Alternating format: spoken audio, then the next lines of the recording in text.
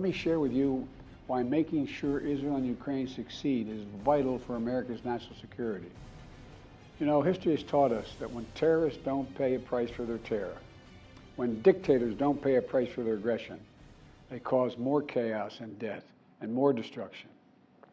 They keep going, and the cost and the threats to America and the world keep rising. American leadership is what holds the world together. American alliances are what keep us, America, safe. American values are what make us a partner that other nations want to work with. To put all that at risk if we walk away from Ukraine, if we turn our backs on Israel, we can't ignore the humanity of innocent Palestinians who only want to live in peace and have an opportunity. You know, the assault on Israel echoes nearly 20 months of war, tragedy, and brutality inflicted on the people of Ukraine, people that were very badly hurt since Putin launched his all-out invasion. We've not forgotten the mass graves, the bodies found bearing signs of torture, rape used as a weapon by the Russians, and thousands of Ukrainian children forcibly taken into Russia, stolen from their parents. It's sick. Hamas and Putin represent different threats, but they share this in common. They both want to completely annihilate a neighboring democracy, completely annihilate it. Meanwhile, Putin denies Ukraine has or ever had real statehood. He claims the Soviet Union created Ukraine. And just 2 weeks ago, he told the world that if the United States and our allies withdraw, and if the United States withdraw, our allies will as well, military support for Ukraine would have, quote, a week left to live, but we're not withdrawing. I know these conflicts can seem far away, and it's natural to ask, why does this matter to America? So let me share with you why making sure Israel and Ukraine succeed is vital for America's national security. So if we don't stop Putin's appetite for power and control in Ukraine, he won't limit himself just to Ukraine. Putin's already threatened to remind, quote, remind Poland that their Western land was a gift from Russia. One of his top advisors, a former president of Russia, has called Estonia, Latvia, and Lithuania Russia's Baltic provinces. These are all NATO allies. For 75 years, NATO has kept peace in Europe and has been the cornerstone of American security. And if Putin attacks a NATO ally, we will defend every inch of NATO which the treaty requires and calls for. We'll have something that we do not seek. Make it clear, we do not seek. We do not seek to have American troops fighting in Russia or fighting against Russia. Beyond Europe, we know that our allies, and maybe most importantly our adversaries and competitors, are watching. They're watching our response in Ukraine as well. And if we walk away and let Putin erase Ukraine's independence, would-be aggressors around the world would be emboldened to try the same. The risk of conflict and chaos could spread in other parts of the world, in the Indo-Pacific, in the Middle East, especially in the Middle East. Iran is supporting Russia in Ukraine, and it's supporting Hamas and other terrorist groups in the region, and will continue to hold them accountable, I might add. American values are what make us a partner that other nations want to work with. To put all that at risk if we walk away from Ukraine, if we turn our backs on Israel, it's just not worth it. That's why tomorrow I'm going to send to Congress an urgent budget request to fund America's national security needs, to support our critical partners, including Israel and Ukraine. It's a smart investment that's going to pay dividends for American security for generations. On Ukraine, I'm asking Congress to make sure we can continue to send Ukraine the weapons they need to defend themselves and their country without interruption, so Ukraine can stop Putin's brutality in Ukraine.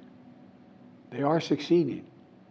When Putin invaded Ukraine, he thought he would take Kyiv and all of Ukraine in a matter of days. Well, over a year later, Putin has failed, and he continues to fail. Kyiv still stands because of the bravery of the Ukrainian people. Ukraine has regained more than 50% of the territory Russian troops once occupied. Putin has turned to Iran and North Korea to buy attack drones and ammunition to terrorize Ukrainian cities and people. From the outset, I've said, I will not send American troops to fight in Ukraine. All Ukraine is asking for is help for the weapons, munitions, the capacity, the capability to push invading Russian forces off their land and the air defense systems to shoot down Russian missiles before they destroy Ukrainian cities. Let me be clear about something. We send Ukrainian equipment sitting in our stockpiles. And when we use the money allocated by Congress, we use it to replenish our own stores, our own stockpiles with new equipment. Equipment that defends America and is made in America. Щойно завершив розмову з президентом США Байденом. I have just finished a conversation with the President of the United States, Joe Biden. As always, it was a substantive, ally-like conversation, a strong signal of support as much as is needed to win. I am grateful to President Biden, Congress, both the parties, and all the American people for their robust assistance and leadership that helps unite the world for protection of life and international order based on rules. Ukrainians know how important strong unity is in defense against terror, aggression. Unity here in our country, unity in partner countries, including US and unity of the world. We discuss further joint steps in defending freedom. We discuss military support among other things, how ATACMS can help us accelerate Ukraine's liberation from the occupier. Of course, we also talked about preserving assistance to Ukraine next year, a significant support package for our country. Збереження допомоги Україні наступного року, про вагомий пакет підтримки для нашої держави.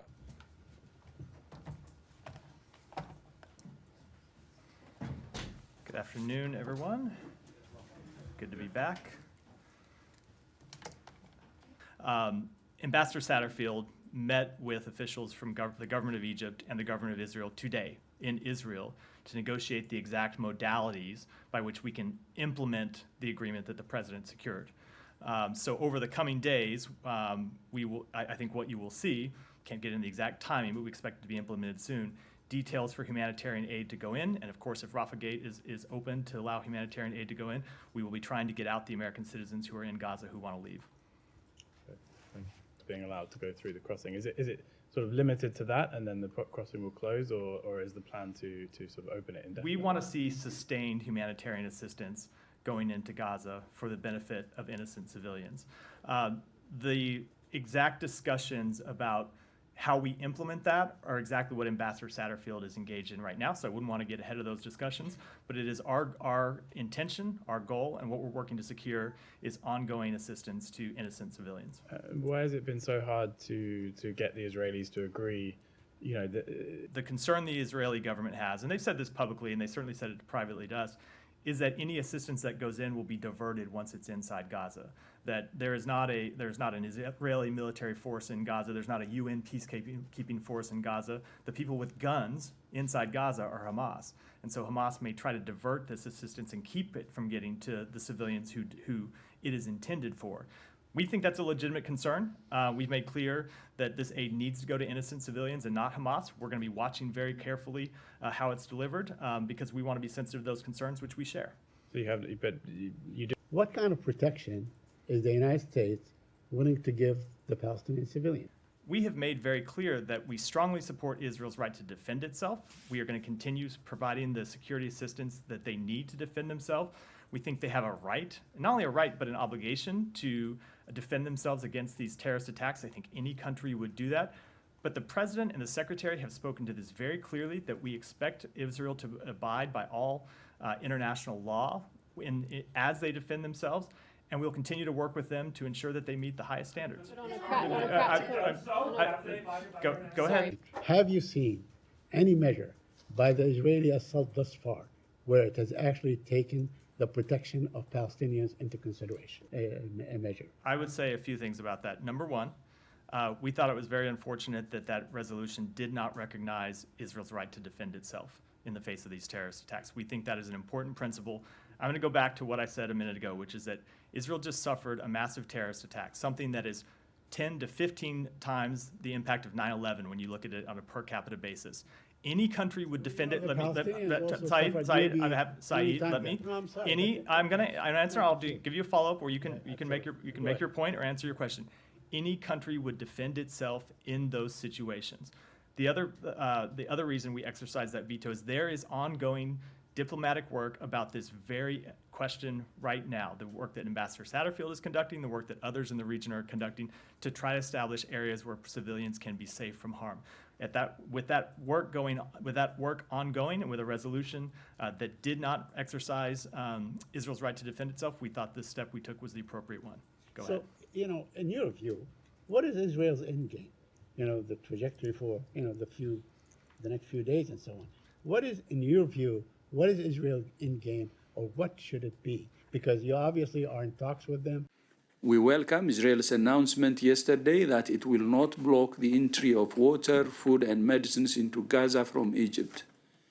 Fuel is also needed for hospital generators, ambulances, and desalination plants, and we urge Israel to add fuel to the life-saving supplies allowed to enter Gaza. Our trucks are loaded and ready to go. We're working with Egypt and Palestine Red Crescent societies to deliver our supplies into Gaza as soon as the Rafah crossing is opened, hopefully tomorrow. Despite the airstrikes and the risks to their own security, the WHO team in Gaza has delivered life-saving medical supplies sufficient to care for 2,000 patients, but much more is needed.